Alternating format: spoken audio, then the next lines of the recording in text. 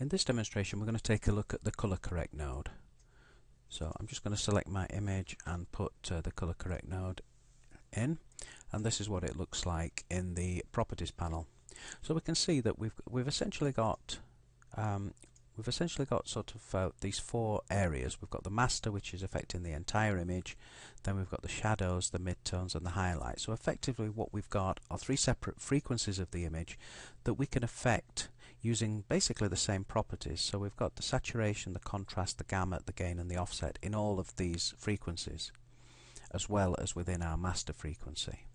So if we use the gain, for example, on the master, we can see what that's doing. We can see that that's basically increasing and lowering the gain across the entire image.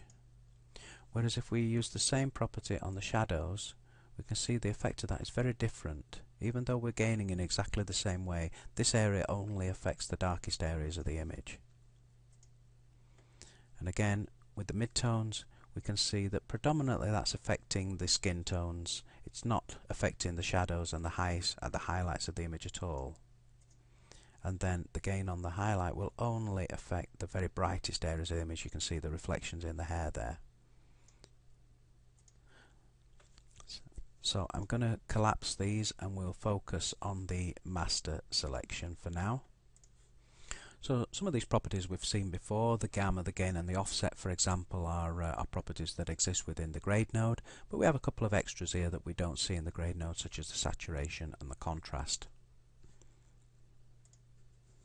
On the right here we have some very familiar icons. We have the picker option, which allows us to select a pipette and then go into our image and make very specific pinpoint selections based on color values in the image. We also have our color picker, which allows us, if I just take the HSV and the TMI down, so we just see the RGB, we can then get at individual properties, individual color channels within the particular property. So, for example, if I just wanted to gain down on the red channel, then I could there we go. Control click. This is a version.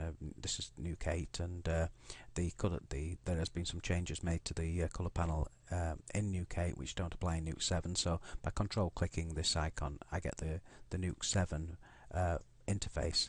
So we could see, for example, that in the gain, if I only wanted to gain down the red channel, then I could do that here without affecting the green or blue channel.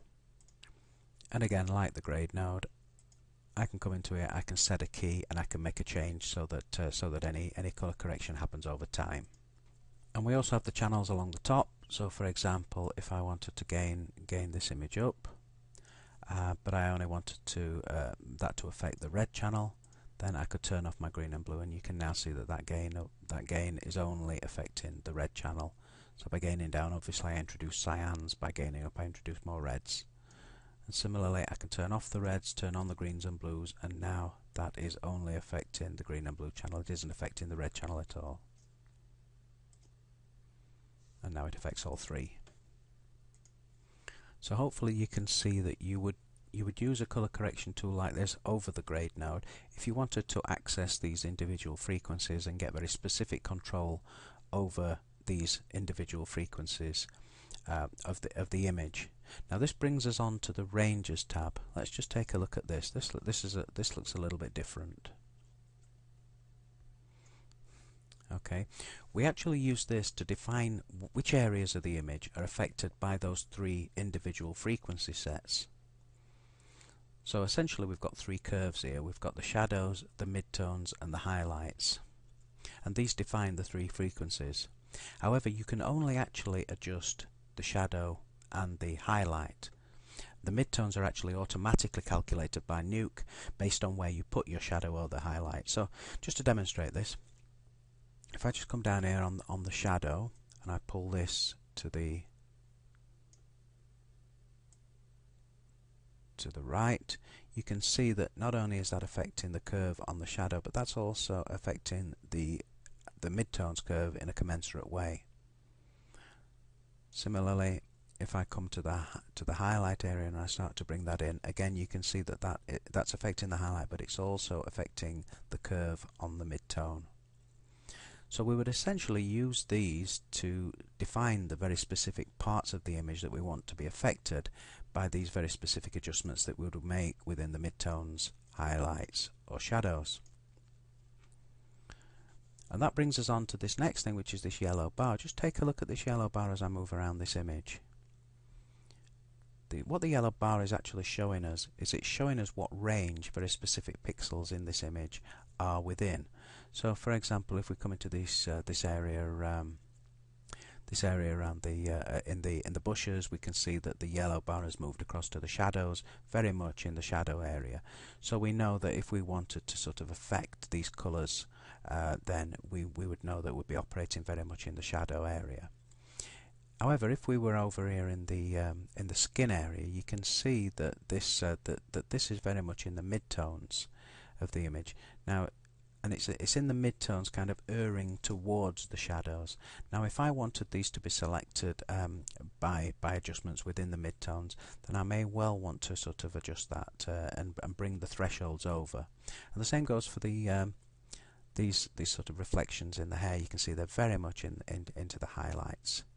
So again, I would know where I would need to basically create these curves. But obviously, you do get areas that are kind of in the thresholds that you might want to adjust. So, say for example, some of these shadows around the collarbone.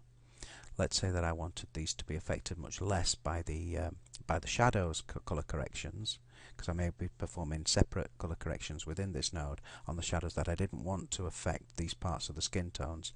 Then what I may do is I may exclude more shadow detail from that area that's pinpointed by the yellow bar, and I know now that if I sort of pull this in, I know now that I can make effects to the shadows inside here.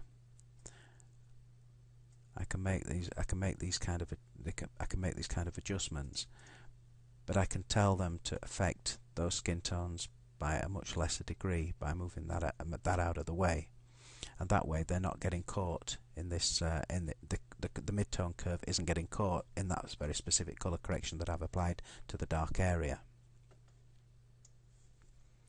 Similarly, let's say that I wanted to affect these very bright areas of this image, but I've also got bright areas in this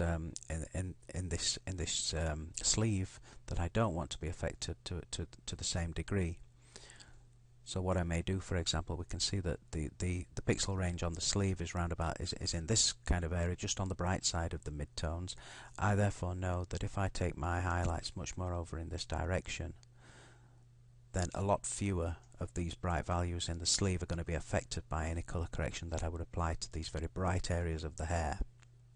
Okay, so they're the ranges. That's the range tab. So the range tab allows us to affect the frequencies in which these color correction changes in here affect the overall image. That's the basic principle behind this. So not only are we able to access these individual frequencies and perform separate color corrections on these individual frequencies, we're also able to fine-tune the areas of the image that those frequencies affect. So that's the basis of the ColorCorrect node.